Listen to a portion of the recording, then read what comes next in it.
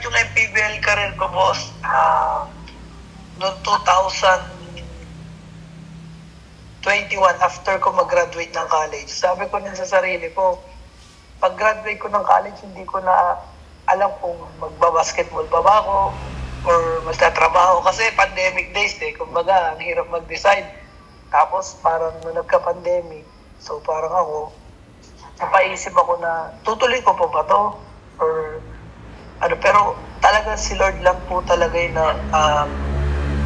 nakakaalam na lahat ng plano niya sa atin. Kasi nung simula talaga na pinusya ko ng girlfriend ko na bumalik ako kay Lord, ganyan, pagtiwalaan ko na yung plans niya.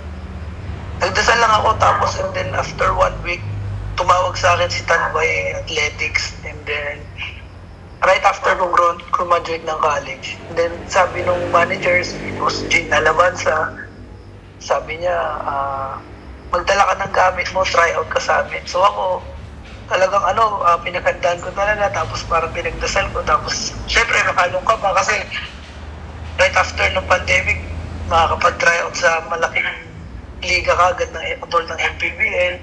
So, parang nung una, sabi ko, bahala na si Lord. Kumbaga, dali ko na sipag tsaka-tsaga kasi wala naman talaga tayo na parang mga backers, ganyan. Hindi naman tayo gano'n sa gano'ng kasikat na school. Pero sabi ko lang, pagtiwalaan ko lang talaga si Lord, tapos yung sipag at tsaga ako na may dadala. Tapos, pag nag-try out ako, and then, after ko makuha, inisip ko kagad, hindi yung salary or ang inisip ko kagad talaga po is kung paano po mag-fit sa sistema ng coach ko. Kasi para sa akin, from high school to college po talaga, basketball is a team game na which is everybody has a role and a part of the team. So, ayun po, hanggang magtuloy-tuloy po ako doon sa MPBL na kay Coach Chola po, na sobrang professional at sobrang galing din po mag-coach. Doon po nagsimula yung MPBL career ko po.